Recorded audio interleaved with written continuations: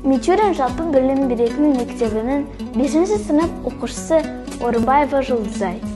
Мұқағали Мақатаев. 3 бақытым. Ең бірінші бақытым халқым менің, соған берем ойымның алтын кенін. Ол бар болса мен бармын, қор болмаймын. Қымбаттырақ алтыннан нарқым менің. Ал екінші бақытым тілім менің, тас жүректі тіліммен тілім дедім. Кей-кейде дүниеден түңілсем де, қасиетті тілімнен түңілмедім.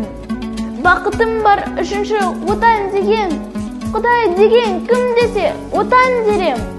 Оды сөнген жалғанда жан барсын ба, ойланбай-ақ кел дағы оталменен. 3 бірдей бақытым бар алақанда, мені бұндай бақытты жаратар ма? 3 күн нұрын төгеді аспанымнан, Атырау, Алтай, Арқа, Алатауға.